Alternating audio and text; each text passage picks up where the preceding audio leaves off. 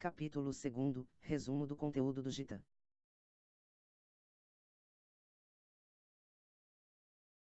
Sanjaya disse, vendo Arjuna cheio de compaixão, sua mente deprimida, seus olhos rasos d'água, Madhusudana, Krishna, disse as seguintes palavras. 2 A Suprema Personalidade de Deus disse, meu querido Arjuna, como foi que estas impurezas desenvolveram-se em ti?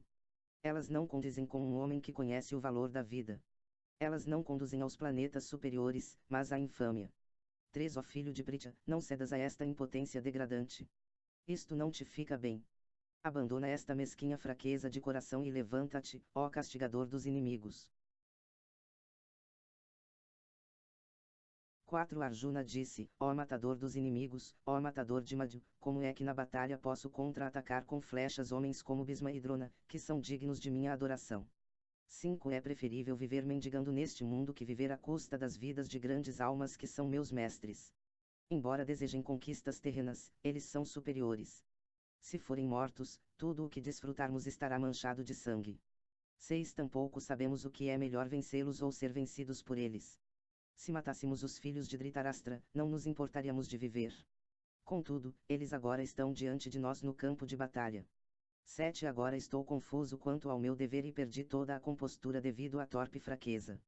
Nesta condição, estou te pedindo que me digas com certeza o que é melhor para mim.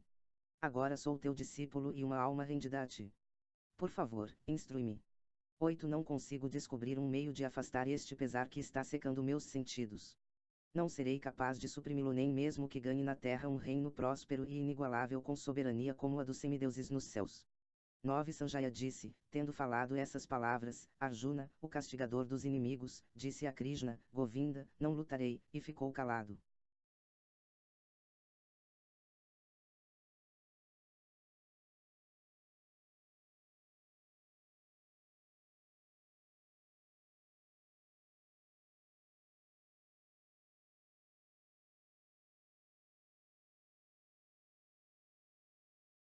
Ó descendente de Bharata, naquele momento, Krishna, no meio dos dois exércitos, sorriu e disse as seguintes palavras ao desconsolado Arjuna. 11 A Suprema Personalidade de Deus disse, enquanto falas palavras sábias, estás lamentando aquilo com que não precisas te afligir. Os sábios não lamentam nem os vivos nem os mortos. 12 Nunca houve um tempo que eu não existisse, nem tu, nem todos esses reis, e no futuro nenhum de nós deixará de existir. 13 Assim como, neste corpo, a alma corporificada seguidamente passa da infância à juventude e à velhice, do mesmo modo, chegando à morte, a alma passa para outro corpo. Uma pessoa ponderada não fica confusa com essa mudança. 14 Ó filho de Kunti, o aparecimento transitório de felicidade e aflição, e seu desaparecimento no devido tempo, são como o aparecimento e o desaparecimento das estações de inverno e verão. Surgem da percepção sensorial, ó descendente de Bharata, e é preciso aprender a tolerá-los sem perturbar-se. 15 O melhor entre os homens, Arjuna, quem não se deixa perturbar pela felicidade ou aflição e que permanece estável em ambas as circunstâncias de certo está qualificado para alcançar a liberação.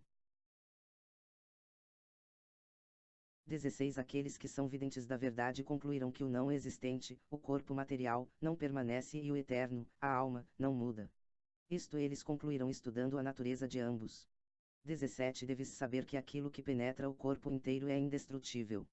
Ninguém é capaz de destruir a alma imperecível. 18 O corpo material da entidade viva indestrutível, imensurável e eterna de certo chegará ao fim, portanto, luta, ó descendente de Bharata. 19 Nem aquele que pensa que a entidade viva é o matador nem aquele que pensa que ela é morta estão em conhecimento, pois o eu não mata nem é morto. 20 Para a alma, em tempo algum existe nascimento ou morte. Ela não passou a existir, não passa a existir e nem passará a existir. Ela é não nascida, eterna, sempre existente e primordial. Ela não morre quando o corpo morre. 21 Aparta, como pode uma pessoa que sabe que a alma é indestrutível, eterna, não nascida e imutável matar alguém ou fazer com que outrem mate? 22 Assim como alguém veste roupas novas, abandonando as antigas, a alma aceita novos corpos materiais, abandonando os velhos e inúteis. 23 A alma nunca pode ser despedaçada por arma alguma, tampouco pode ser queimada pelo fogo, umedecida pela água ou enxugada pelo vento. 24 Essa alma individual é inquebrável e indissolúvel, e não pode ser queimada nem seca. Ela é permanente, está presente em toda parte, é imutável, imóvel e eternamente a mesma. 25 Disse que a alma é invisível, inconcebível e imutável. Sabendo disto, não te deves afligir por causa do corpo. 26 Se, no entanto, pensas que a alma sempre nasce e morre para sempre, mesmo assim, não tens razão para lamentar, ó pessoa de braços poderosos. 27 Alguém que nasceu com certeza morrerá, e após a morte ele voltará a nascer. Portanto, no inevitável cumprimento do dever, não deves te lamentar. 28 Todos os seres criados são imanifestos no seu começo, manifestos no seu estado intermediário, e de novo imanifestos quando aniquilados. Então, qual a necessidade de lamentação? 29 Alguns consideram a alma espantosa, outros descrevem-na como espantosa, e alguns ouvem dizer que ela é espantosa, enquanto outros, mesmo após ouvir sobre ela, não podem absolutamente compreendê-la. 30 Ó descendente de Barata, aquele que mora no corpo nunca pode ser morto. Portanto, não precisas afligir-te por nenhum ser vivo. 31 Considerando teu dever específico de kshatriya, deves saber que não há melhor ocupação para ti do que lutar conforme determinam os princípios religiosos, e assim não há necessidade de hesitação. 32 Ó Partha, felizes são os kshatriyas a quem aparece essa oportunidade de lutar, abrindo-lhes as portas dos planetas celestiais. 33 Se, contudo, não executares teu dever religioso e não lutares, então na certa incorrerás em pecados por negligenciar teus deveres e assim perderás tua reputação de lutador. 34 As pessoas sempre falarão de tua infâmia, e para alguém respeitável, a desonra é pior do que a morte. 35 Os grandes generais que têm na mais alta estima o teu nome e fama pensarão que deixaste o campo de batalha simplesmente porque estavas com medo, e portanto te considerarão insignificante. 36 Teus inimigos te descreverão com muitas palavras indelicadas e desdenharão tua habilidade. Que poderia ser mais doloroso para ti? 37 Ó filho de Kunti, ou serás morto no campo de batalha e alcançarás os planetas celestiais, ou conquistarás e gozarás o reino terrestre. Portanto, levanta-te com determinação e luta. 38 Luta pelo simples fato de lutar, sem levar em consideração felicidade ou aflição, perda ou ganho, vitória ou derrota, e adotando este procedimento nunca incorrerás em pecado.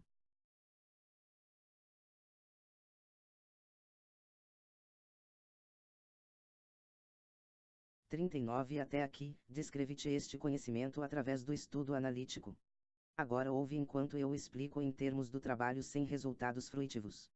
Ó filho de Pritya, quando agis com esse conhecimento, podes libertar-te do cativeiro decorrente das ações. 40 Neste esforço, não há perda nem diminuição, e um pequeno progresso neste caminho pode proteger a pessoa do mais perigoso tipo de medo. 41 Aqueles que estão neste caminho são resolutos, e têm apenas um objetivo. Ó amado filho dos Kurus, a inteligência daqueles que são irresolutos tem muitas ramificações.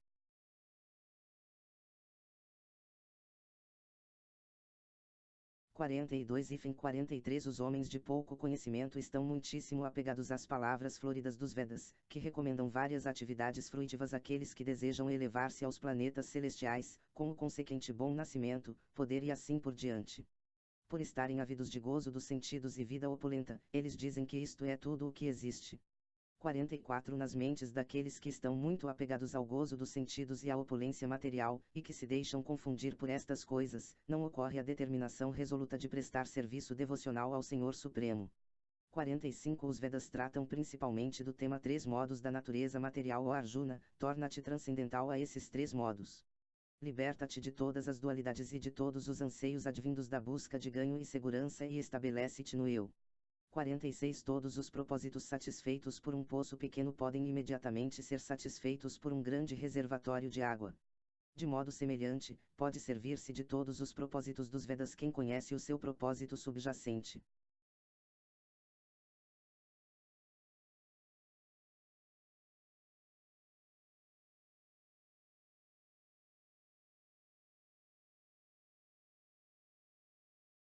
47 Tens o direito de executar teu dever prescrito, mas não podes exigir os frutos da ação. Jamais te consideres a causa dos resultados de tuas atividades, e jamais te apegues ao não cumprimento do teu dever. 48 Desempenha teu dever com equilíbrio, ó Arjuna, abandonando todo o apego a sucesso ou fracasso. Essa equanimidade chama-se yoga. 49 Ó Dhananjaya, através do serviço devocional, mantém todas as atividades abomináveis bem distantes, e com esta consciência, rende-te ao Senhor. Aqueles que querem gozar o fruto de seu trabalho são mesquinhos.